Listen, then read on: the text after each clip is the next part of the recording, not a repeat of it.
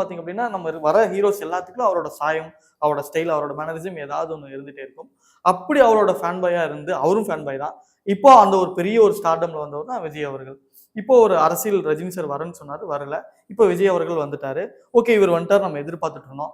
இந்த சமயத்துல பாத்தீங்க அப்படின்னா காக்கா, கழுகு அப்படின்னு சொல்லிட்டு 2 பிரச்சனையா சில பேர் கிரியேட் பண்றாங்க. சில அரசியல்வாதிகள் இத வச்சு அவங்கள இது பண்றாங்க, ஃபேன்ஸ் வந்து பிரிக்கிறாங்க அப்படின்னு ஒரு டாக் போகுது. நீங்க ரஜினி ரசிகரை எப்படி பாக்குறீங்க? இல்லைங்க. அது வந்துட்டு ஒவ்வொரு ரசிகர்களுடைய தனிப்பட்ட கருத்து அது. ஏன்னா அவங்களுடைய சுதந்திரம் அது. இப்போ ரஜினி சார் வந்து யாரையும் வந்துட்டு நீங்க இந்த கட்சிக்கு வாக்களிக்கணும், அந்த கட்சிக்கு வாக்களிக்காதீங்க, நீங்க அவரை ஃபாலோ பண்ணணும், இவரை ஃபாலோ பண்ணக்கூடாதுன்னு அவர் சொல்லல. அவரு நான் வர வேண்டிய சூழ்நிலையில என்னால வர முடியல. அதுக்கு காரணம் அவர் சொன்னது வந்துட்டு ஹெல்த் இஷ்யூஸ் இருக்கு, வேண்டாம் அப்படின்னு சொல்லிட்டாரு. அதை அக்செப்ட் பண்ணிக்கிட்டாங்க. அதே மாதிரி நீங்க இவங்களை ஃபாலோ பண்ணுங்க, அவங்கள ஃபாலோ பண்ணுங்கன்னு அவர் எதுவுமே சொல்லிக்கல.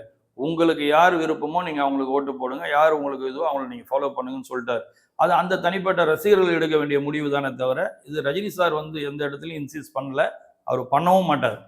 அதனால அது அவங்க ரசிகர்கள் எடுக்க வேண்டிய முடிவு தான்.